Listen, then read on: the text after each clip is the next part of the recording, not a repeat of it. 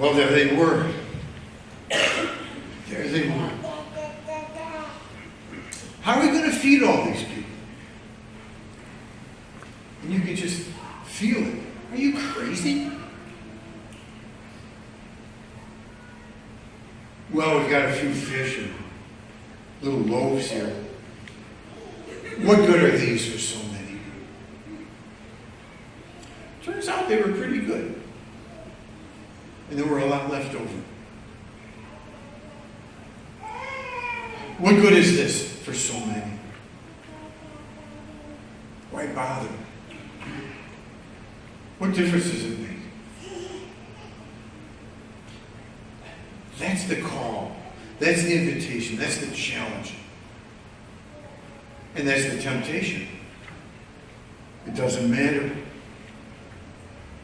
I'm not going to make a difference.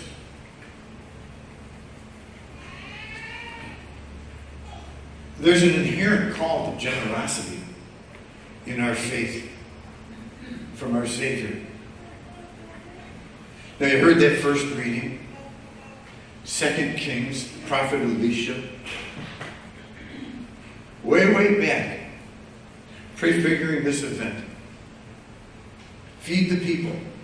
Well, this isn't enough. Feed the people. There'll be some left over. Sure enough, there'll be some left over. How many times have you had a circumstance where there was an invitation to help physically, make a donation, and something has cropped up inside, basically that said, well, there might not be enough for me.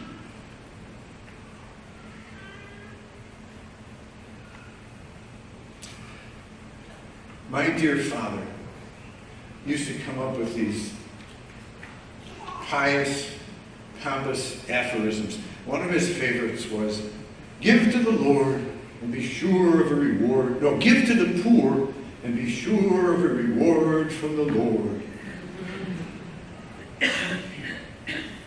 Why bother? Well, the message is, bother. Well, what if there's not enough for me? And the message is, there will be. But are you sure?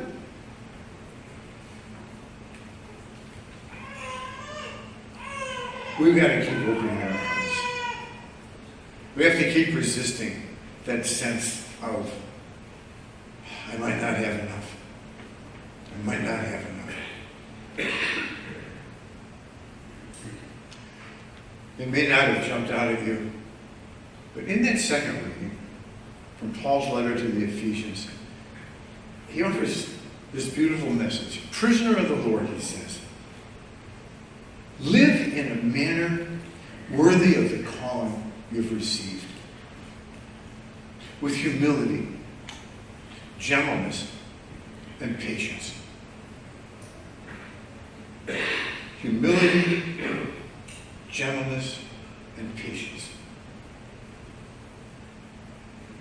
The world we live in kind of likes pride and arrogance, power and might. And right now, insistence, humility, gentleness, patience. That's our call. People were gathered. They gathered to listen.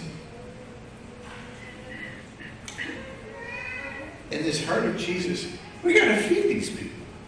They look hungry. Well, you're feeding them with your words. They still look hungry. There's something about gathering together for a meal. Something about gathering together for this meal. Together, being fed by the body and blood of Christ. Nourished and strengthened and sent to share it. And to resist that sense that there might not be enough for me. Somewhere out there is a little line that goes, the more we give, the more we get.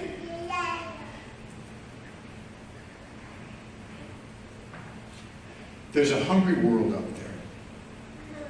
We might not have everything to give, but we have something.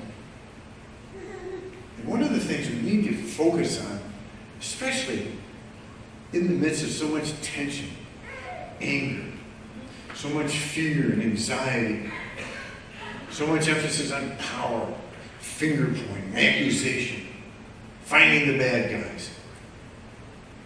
The simple message from Paul: live in a manner worthy of the calling you've received, with humility, gentleness, patience.